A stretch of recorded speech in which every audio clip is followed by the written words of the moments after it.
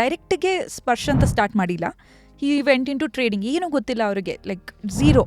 20 years ಆರ್ಮಿನಲ್ಲಿ serve ಮಾಡಿದ್ದಷ್ಟೇ. ಅದು ಇನ್ನು ಸ್ಕೂಲ್ ಟೈಮಲ್ಲಿಯೇ ಹೋಗಿ ಆರ್ಮಿ ಜಾಯ್ನ್ ಆಗಿದ್ದಿತ್ತು. ಔಟ್ಸೈಡ್ ವರ್ಲ್ಡ್ಗೆ he does not know anything. ಅವ್ರ ಮೈಂಡಲ್ಲಿರೋದೇನು that I have to earn for my family, ಅಷ್ಟು ಬಿಟ್ಟರೆ ಹಿಂಗೆ. So he got into ಬೇರೆ ಥರ ಮಾಡಿ ಫಸ್ಟ್ ಟ್ರೇಡಿಂಗ್ ಮಾಡಿದ್ರು ರಾಮ್ ಸ್ಪೈಸಸ್ದು. ಹಿ ಸ್ಟಿಲ್ ಬಿಲೀವ್ಸ್ ಏನಂದರೆ ನಾನು ಸ್ಟಾರ್ಟ್ ಮಾಡಿದ್ದೆ ಇದರಿಂದ. ಇವತ್ತೂ ಆಫ್ಟರ್ ಫ್ಯಾಕ್ಟ್ರಿ ಏನಿದೆ ನಮ್ಮದು ಸ್ಪರ್ಶ್ ಕಂಪನಿದಲ್ಲಿ, he goes to the trading store. ಅದೊಂದು APMCನಲ್ಲಿ ಚಿಕ್ಕದು ಅಂಗಡಿ. ಆದ್ರೂ ಪೋಸ್ಟ್ 7:30 ಗೋಸ್ ಸಿಟ್ಸ್ ದೇರ್. 9:30 ತನಕ ಅಲ್ಲಿ ಮುಗಿಸ್ಕೊಂಡೆ ಮನೆಗೆ ಹೋಗೋದು. ಹೇಗಿದ್ದು ದಿನ ಬೆಳಗಾದ್ರೆ ಸ್ಪೈಸಸ್ ಮತ್ತೆ ಇದ್ದವ್ರಿಗೆ ಐಡಿಯಾ ಬಂದು ನೆಕ್ಸ್ಟು ಮಸಾಲಾಸ್ ನಾವೇ ಪ್ರೊಡ್ಯೂಸ್ ಮಾಡಿ ಒಂದು ಬ್ರ್ಯಾಂಡಾಗಿ ಬೆಳ್ಸೋಣ ಅಂತ. ಸೊ ಈ ಸ್ಟಾರ್ಟಿಂಗ್ ಸ್ಪರ್ಶ್ ಅಂತ ಹೆಸರು ಹೇಗೆ ಬಂತು? ನೀವು ಬರೋ ಹೊತ್ತಿಗೆ ಆಗಲೇ ಅದು ಸ್ಪರ್ಶ್ ಮಸಾಲ ಆಗಿತ್ತಾ? ಹೌದು. ಅಂದರೆ ಮೈ ಸಿಸ್ಟರ್ಸ್ ನೇಮ್ ಸ್ಪರ್ಶ ಅಂತ.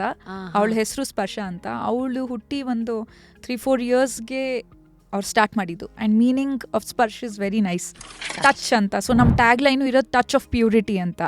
ಸೊ ಅದು ಹಂಗೆ ಸ್ಟಾರ್ಟ್ ಆಗಿ ಇದೇ ಕಂಟಿನ್ಯೂ ಆಯಿತು. ಫುಲ್ ವಿಡಿಯೋನ ನೋಡಿ ಆನ್ ರ್ಯಾಪಿಡ್ ರಾಶ್ಮೀಸ್ ಯೂಟ್ಯೂಬ್ ಚಾನಲ್.